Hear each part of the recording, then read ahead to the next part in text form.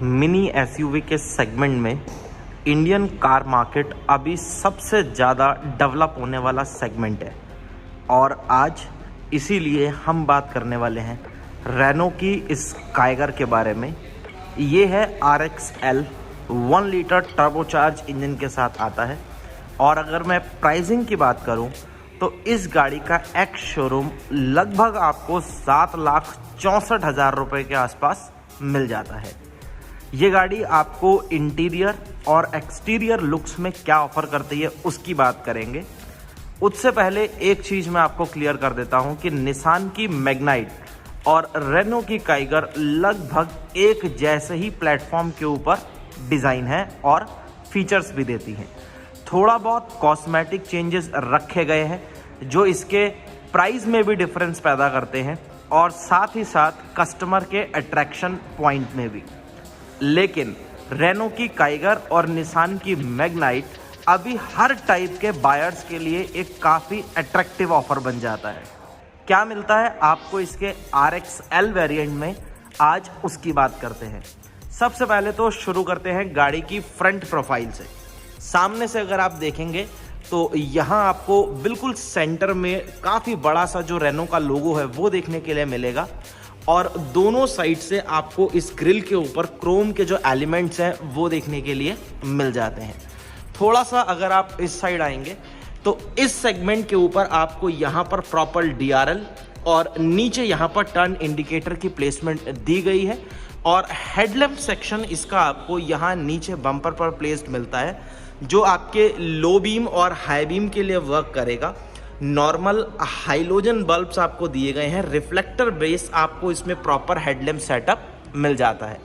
यहाँ पर अगर आप देखें तो ये प्रॉपर इसके जो पोर्शंस हैं वो टोटली यहाँ पर मैटी ब्लैक जो फिनिशिंग है उसका यूज़ किया गया है और यहाँ पर अगर आप स्क्रिट प्लेट पर देखेंगे तो सेम वैसा ही कुछ पैटर्न यहाँ पर भी यूज़ किया गया है। नीचे की जो इसके ग्रिल है यहाँ पर आपको काफ़ी सिंपल सोवर एलिमेंट्स रखे गए हैं, कुछ भी आपको यहाँ पर ओवरडन जैसा नहीं लगता। गाड़ी की अगर आप यहाँ से साइड प्रोफाइल भी देखेंगे या गाड़ी के अगर आप ओवरऑल लुक्स के ऊपर भी जाएंगे तो इसके डिज़ाइंस काफ़ी सॉर्टेड है और बहुत ईजिली किसी को भी पसंद आ सकते हैं। अब अगर आप साइड प्रोफाइल पर इस गाड़ी के आएंगे तो यहाँ से अगर आप देखें तो गाड़ी देखने में कुछ ज़्यादा बड़ी नहीं लगती, लेकिन जिस सेगमेंट में आती है उस हिसाब से अपनी चीज़ों को काफ़ी अच्छे से पूरा कर देती है। यहाँ पर अगर आप देखेंगे इसका व्हील साइज़ तो सबसे पहली चीज़ यहाँ पर आपको अलॉय व्हील्स नहीं दिए जाते, नॉर्मल स्टील रिम्स दिए गए हैं जिसके ऊपर यहाँ पर व्हील कैप या फिर आप कह सकते हो कि फ्लेक्स व्हील जैसा कुछ यूज़ किया गया है। टायर साइज़ की अगर आप बात करेंगे तो 16 इंचेस के व्हील आपको इसमें मिलते हैं। 195/60 R16 साइज़ का आपको इसमें प्रॉपर टायर जो है वो दिया जाता है। गाड़ी की ग्राउंड क्लियरेंस जो है वो आपको मिलती है 205 mm की और इसको एक प्रॉपर SUV वाला टच देने के लिए प्रॉपर आपको यहाँ पर जो रूफ रेल्स हैं वो भी यहाँ पर दी गई हैं। ORVM आपको इसमें मिलता है ग्लॉसी ब्लैक। LED बेस आपको टर्न इंडिकेटर की प्लेसमेंट ORVM के ऊपर मिल जाती है। यहाँ पर ये थोड़ा सा पैनो ब्लैक फिनिशिंग का यूज़ किया गया है, लेकिन इसके ऊपर कोई भी वेरिएंट की या गाड़ी की कोई भी लेबलिंग या मार्किंग नहीं की गई है। बॉडी कलर आपको इसके मिलते हैं डोर हैंडल्स, कोई रिक्वेस्ट सेंसर वगैरह आपको इसके साथ नहीं मिलता। टॉप मोस्ट के लिए अगर आप जाते हैं तो वहाँ पर आपको रिक्वेस्ट सेंसर्स मिल जाता है। अब अगर आप गाड़ी की प्रॉपर अगर प्रोफाइल देखेंगे पीछे से तो पीछे से प्रोफाइल इसकी काफ़ी अलग है, किसी भी गाड़ी के साथ मैच नहीं करती, जो काइगर को अपने आप में एक बिल्कुल डिफरेंट जो लुक है वो देती है। जैसे कि मैंने बताया था आपको ये 1 लीटर टर्बोचार्ज इंजन है तो उसकी बैजिंग यहाँ पर प्रॉपर की गई है। बहुत अलग सा डिज़ाइन जो है वो इसके टेल लैम्प पूरे सेक्शन को भी दिया गया है। यहाँ आपको स्टॉप लैम्प दिया गया है, रिवर्स अगर आप लैम्प देखेंगे तो यहाँ पर, और यहाँ पर जो प्लेसमेंट है वो आपको मिलती है टर्न इंडिकेटर की। इस वेरिएंट में आपको रेयर में कोई भी वाइपर, वॉशर या फिर आपको डिफॉगर्स नहीं मिलते। टॉप मोस्ट अगर आप इसके वेरिएंट के लिए जाएंगे RXZ तो उसमें आपको वो सारी चीज़ें मिल जाती। स्पॉइलर अगर आप देखेंगे तो इसकी शेप भी काफ़ी डिफरेंट सी है, अलग सी है। दोनों साइड इसके आपको टो जो है वो अलग से दिखते हैं और काफ़ी अलग सी शेप है जो गाड़ी को स्पोर्टी लुक एक ऐड ऑन कर देती है। यहाँ बिल्कुल सेंटर में अगर आप देखेंगे तो स्टॉप लैंप मिल जाता है, शार्क फिन एंटीना आपको दिया गया है, जबकि मैग्नाइट के टॉप मोस्ट में भी आपको शार्क फिन एंटीना नहीं मिलता, उसमें आपको नॉर्मल एंटीना दिया जाता है। यहाँ नीचे अगर आप देखेंगे तो यहाँ प्रॉपर बैजिंग जो है वो रेनो की गई है, काइगर की प्रॉपर ब्रांडिंग यहाँ पर आपको मिलेगी। ऊपर यहाँ पर आपको लोगो देखने के लिए मिलेगा। इसमें आपको रियर व्यू कैमरा नहीं मिलता, बट अगर आप टॉप मोस्ट या सेकंड टॉप के लिए अगर आप जाते हैं तो उसमें आपको रियर व्यू कैमरा यहाँ लोगो के बिल्कुल सेंटर में प्लेस्ड मिल जाता है। का बम्पर देखेंगे तो वो भी काफ़ी डिफरेंट सी शेप आपको इसमें मिल जाती है। जैसे एक डिफरेंट सी शेप मैग्नाइट में थी, ठीक उसी टाइप से बिल्कुल अलग शेप मिलती है। यहाँ पर अक्सर हम देखते हैं कि आपको 2 या फिर 4 रेयर पार्किंग सेंसर्स मिलते हैं, बट आपको इसमें टोटल मिलते हैं 3।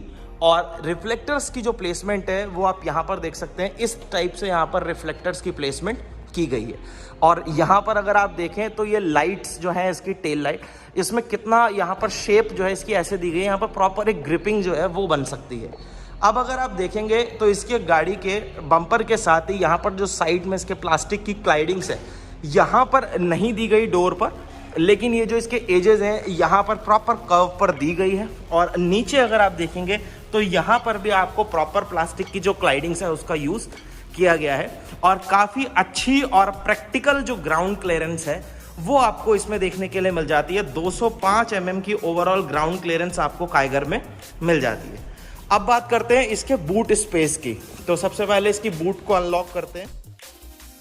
बूट ऑपरेट करने के लिए आपको एक रिक्वेस्ट सेंसर जो है वो प्रॉपर यहाँ पर दिया गया है, और कितना प्रैक्टिकल है वो भी आपको बताता है।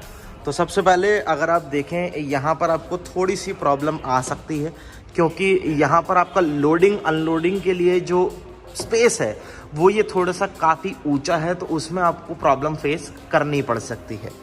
अगर अब मैं बात करूँ नंबर्स की तो लगभग यहाँ पर आपको मिलता है 405 लीटर का बूट स्पेस, जो अप्रॉक्सीमेटली अगर आप इसका कंपैरिजन मैग्नाइट से करें तो आप मान के चलिए कि लगभग 65 से 70 लीटर आपको इसमें एक्स्ट्रा स्पेस जो है वो उसके हिसाब से मिल जाता है। यहाँ आपको सेफ्टी जो ट्राइंगल है वो प्लेस किया गया है। और नीचे अगर आप देखेंगे तो यहाँ पर है इसका स्पेयर व्हील। और स्पेयर व्हील की अगर हम साइज की बात करें, सबसे पहले तो ये लो स्पीड है, आपको मैक्सिमम 80 किलोमीटर पर आवर ही इसमें सजेस्ट करी जाएगी। और इसका साइज है 15 इंचेस का, यानी जो गाड़ी के साथ आपको व्हील्स मिलेंगे उससे एक साइज छोटा आपको व्हील जो है वहां पर स्पेयर में दिया गया है। ऊपर अगर आप यहाँ पर देखेंगे तो ये प्रॉपर जो ट्रिम है ये अच्छे से कवर्ड की गई है, उसमें आपको कोई भी प्रॉब्लम नहीं आएगी। हालांकि यहाँ पर कोई भी ग्रैब हैंडल टाइप नहीं दिया गया ताकि जिसको आप पकड़ के क्लोज कर सके, तो आपको नॉर्मली यहीं से अपनी बूट को, टेल गेट को क्लोज करना पड़ेगा। सीट्स की अगर मैं आपको यहाँ से एक चीज़ बताऊं तो आप ये देख सकते हैं, यहाँ पर आपको एक लीवर दिया गया है और इस साइड भी ये आपकी प्रॉपर सीट पूरी ही फोल्ड होगी। आपको इसमें कोई भी 60-40 का जो रेशियो है वो इस वेरिएंट RXL में नहीं मिलता। अब चलते हैं गाड़ी के इंटीरियर की ओर। पहले अगर मैं आपको शायद बताना भूल गया तो ये है इसका फ्यूल लिड, और इसकी टैंक कैपेसिटी आपको मिल जाती है 40 लीटर की।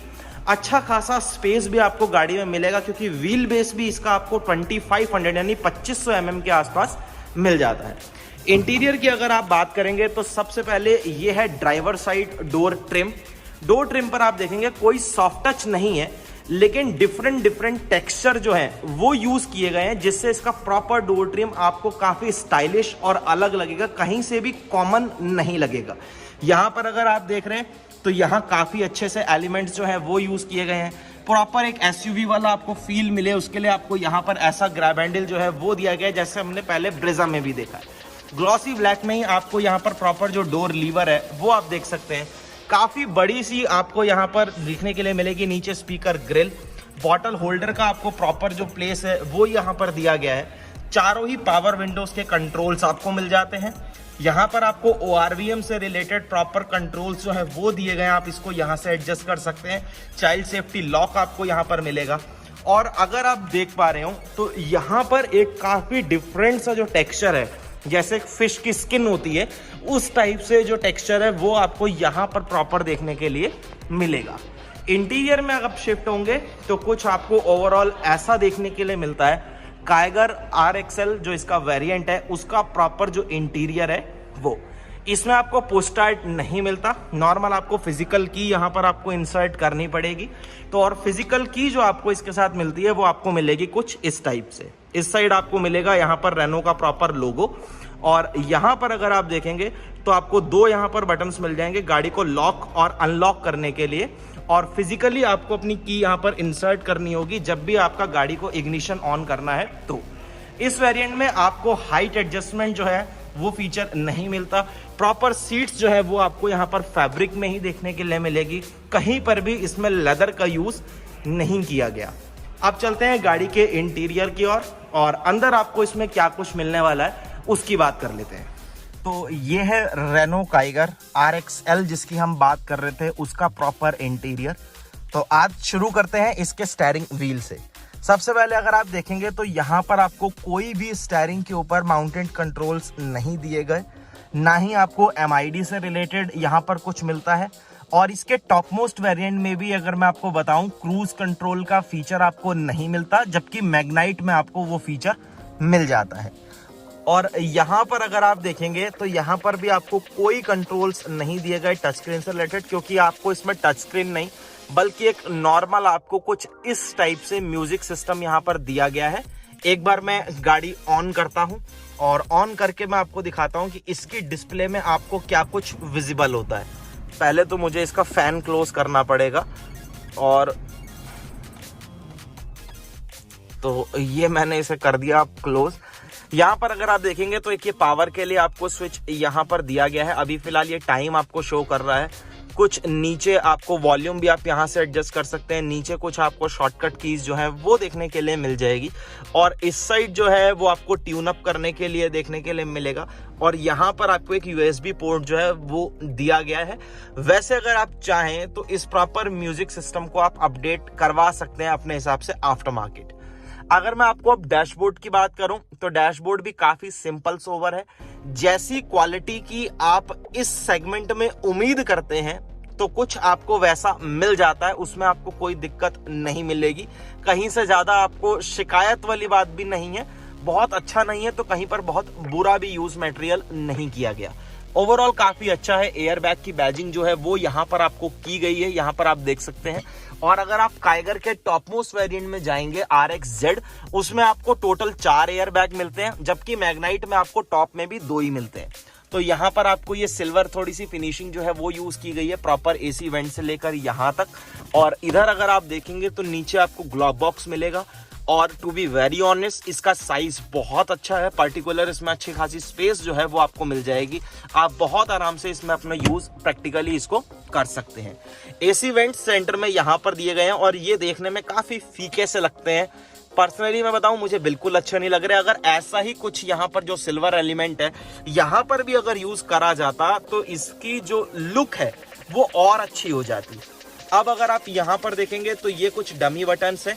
यहाँ पर जैसे हमने मैग्नाइट में देखा था सेम वैसा ही लॉकिंग सिस्टम आपको मिलेगा। आप यहाँ से मैनुअली लॉक कर सकते हैं, और वही चीज इसमें भी कंटिन्यू है। यहाँ से गाड़ी लॉक है तो आप ड्राइवर डोर को भी आप यहाँ से अनलॉक नहीं कर सकते। आपको पहले यहाँ से इसको अनलॉक करना पड़ेगा, या फिर आपको ओल्ड स्कूल होना होगा जैसे मैंने आपको मैग्नाइट में बताया था। अब इस लीवर को आप ऊपर करेंगे तब आपका डोर जो है वो अनलॉक होगा। हैजार्ड लाइट का जो स्विच है वो आपको यहाँ पर मिल जाता है। इको, अगर आप यहाँ से इसको प्रेस करेंगे तो आपकी जो गाड़ी है यहाँ पर MID में आप देख सकते हैं वो इको मोड में चली जाएगी। अब लगे हाथ MID की जो बात है वो भी कर लेते हैं। तो अगर मैं आपको दिखाऊं तो ऑन करने पर कुछ ऐसी एनिमेशन जो है वो आपको मिलती है। एक बीप की साउंड आई। इस साइड आपको डिजिटल जो है फ्यूल गेज मिलेगी। ऊपर आपको कूलेंट टेम्परेचर जो है वो यहाँ पर शो हो रहा है। इस साइड अगर आप देखेंगे तो आपको प्रॉपर टैकोमीटर मिलेगा, और ये जो सेंटर में है ये छोटी सी आपको एक MID मिलेगी जिसको आप यहाँ से कंट्रोल कर सकते हैं। ये अगर आप स्टिक देख रहे हैं, अभी मैं आपको दिखाता हूँ। अब आप इसको प्रेस करेंगे तो कितना फ्यूल इसने यूज किया, फ्यूल इकोनॉमी आपको क्या दी, वो सारी चीजें, trip B, trip A, range यानी डिस्टेंस टू एम्प्टी क्या रहेगा, वो सारी चीजें आप यहाँ से शो आपको ये करेगा। सर्विस इंटरवल वगैरह जैसी इंफॉर्मेशन आपको मिल जाएगी। इस साइड इसमें कोई भी स्टिक आपको नहीं मिलती और यहाँ से आपको देखने में लग रहा हो ग्लास जैसा, लेकिन इसमें कुछ भी ग्लास नहीं है। ये बिल्कुल आप इस पैटर्न को इजीली टच कर सकते हैं, इसमें कुछ भी ग्लास जो है वो यूज नहीं किया गया। अब स्टीयरिंग में एडजस्टमेंट मिलता है या नहीं, तो ये आप देख सकते हैं इसमें टिल्ट एडजस्टमेंट आपको मिलेगा। टेलीस्कोपिक एडजस्टमेंट आपको नहीं मिलता, ना मैग्नाइट में मिलता है और ना ही काइगर में, और इस सेगमेंट में वो नहीं भी मिलता, तो इतना कोई बड़ी बात नहीं है। इस साइड अगर आप देखेंगे तो आपको वाइपर से रिलेटेड कुछ कंट्रोल्स मिलेंगे और यहाँ पर अगर आप देखेंगे तो आपको हेडलैम्प और टर्न इंडिकेटर से रिलेटेड कंट्रोल्स यहाँ पर दिए गए हैं। अब आते हैं क्लाइमेट कंट्रोल पर। तो यहाँ पर अगर आप देख पा रहे हो थोड़ा सा लाइटनिंग की प्रॉब्लम है, उसके लिए सॉरी, लेकिन आपको यहाँ प्रॉपर नॉब्स जो है वो दिए गए हैं। यहाँ से आप अपनी ब्लोअर की स्पीड को एडजस्ट कर सकते हैं। यहाँ पर आपको टेम्परेचर कंट्रोल करने के लिए प्रॉपर यूनिट जो है वो दी गई है। थोड़ा सा स्पेस आपको यहाँ पर मिल जाएगा। और नीचे अगर आप यहाँ देख रहे हैं तो कोई इसमें यूएसबी पोर्ट, कोई आपको यहाँ पर कुछ भी नहीं दिया गया। थोड़ा सा अगर आप यहाँ पर आपको विजिबल हो, यहाँ पर अगर आप देख रहे हैं तो एक 12 वोल्ट का पावर सॉकेट सिर्फ आपको यहाँ मिलेगा और एक ये सिंगल ऑप्शन है आपके पास मोबाइल फोन वगैरह को चार्ज करने के लिए। यहाँ पर आपको मिलता है 5 स्पीड मैनुअल ट्रांसमिशन, आप चाहें तो सीवीटी के लिए आप जा सकते हैं। इंजन ऑप्शन और इसके ट्रांसमिशन में कोई ज्यादा फर्क नहीं है, जैसे आपको मैग्नाइट में मिलता है सेम वैसे ही इंजन ऑप्शन और ट्रांसमिशन आपको काइगर में भी मिल जाता है। अगर आप इसके टॉप वेरिएंट के लिए जाते हैं RX-Z के लिए, तो उसमें आपको यहाँ पर जो है वो मोड कंट्रोल्स करने के लिए भी आपको एक फीचर मिल जाता है, जिसमें आप अलग अलग मोड्स में अपनी गाड़ी को यूज कर सकते हैं। हैंड ब्रेक आपका यानी पार्किंग ब्रेक जो है उसका लीवर आपको यहाँ पर दिया गया है। तो अगर आप यहाँ पर देख रहे हैं तो यहाँ पर आपको काफी अच्छा स्पेस जो है वो मिल जाएगा, आप इसको ओपन भी कर सकते हैं। तो ये प्रॉपर एक L शेप आपको यहाँ पर देखने के लिए मिलेगी। अच्छी चीज क्या है कि आपको स्पेस तो अच्छा मिला है, लेकिन ये आपका जो आर्मरेस्ट है, एक तो ये स्लाइड नहीं होता, लेकिन इसके ऊपर सॉफ्ट टच दिया गया है, प्रॉपर लेदर मटेरियल है।